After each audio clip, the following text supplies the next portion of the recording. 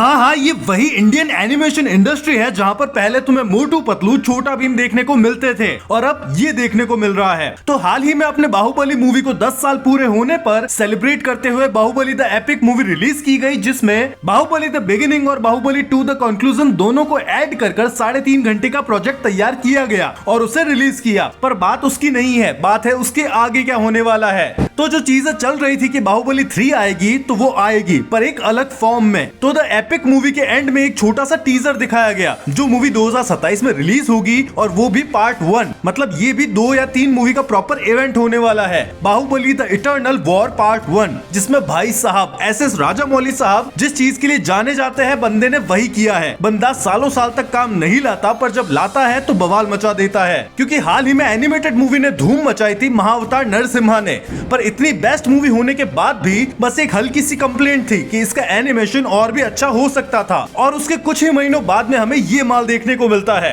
तो तुम इसकी खूबसूरती को देखकर चकित रह जाते हो कि भाई क्या देख लिया। मतलब हाँ, वो फुल्ली इंस्पिरेशन दिखती है कुंग फू पांडा 3 के कॉन्सेप्ट और स्पाइडरवर्स टाइप के एनिमेशन इफेक्ट और आर्केन जैसा एनिमेशन कॉन्सेप्ट, पर इतनी खूबसूरती से उसे दिखाना, ऐसा ये फर्स्ट इवेंट होने वाला है कि एक ग्रेट मूवी, वो भी एक ग्रेट यूनिवर्स का पार्ट होगी और ऐसे एनिमेशन स्टाइल में देखने को मिलेगी, जिसके हर स्ट्रोक हर एक सेकंड को इतना बढ़िया तरीके से रेंडर या एनिमेट जो भी किया हो कि एनिमेशन के नाम पर इस मूवी ने दिलों पर राज तो अभी से ही कर लिया है इतना सा टीजर दिखाकर। जिसमें अब बात आती है कि माल आखिरकार होने क्या वाला है। तो टीजर की स्टार्टिंग में राजमाता शिवगामी देवी के परम स्वरों में हमें सुनने को मिलता है कि बाहुबली का काम किसी बहुत बड़े उद्देश्य से जुड़ा हुआ है, और कटप्पा जब बाहुबली को मारता है तो वो असल में उसका अंत नहीं बल्कि ग्रेटर वर्क के लिए बाहुबली की जर्नी की शुरुआत है, जहां पर वो स्वर्ग में नहीं अमरेंद्र बाहुबली को कुछ बहुत ही बड़ा काम करना है, जिसमें वो देव और असुर के फाइट के बीच में बाहुबली का काफी बड़ा रोल होगा। जिसमें अगर टीजर में ही दिखाया जाता है कि एक अलग ही रियाम है जो कुंग फू पांडा 3 के सोल वर्ल्ड से काफी ज्यादा रिसेंबल करती है। That's not a comparison, I loved it. यही चाहिए कि इंस्पिरेशन को कैसे पोर्ट्रे करना है। और वहां दिखाया जाता है कि अमरेंद्र बाहुबली शिव जी के भक्ति में तांडव कर रहा है, और दूसरी साइड में दिखाया जाता है कि इंद्रदेव बाहुबली की तलाश में आए हैं, जहां पर उसका गेट कीपर विशासुर खड़ा है जो बाहुबली की पूजा भंग नहीं होने देना चाहता, और इसलिए वो इंद्रदेव से लड़ाई करता है। और ये सीन भाई साहब, ये छोटा सा सीन ही मूवी का,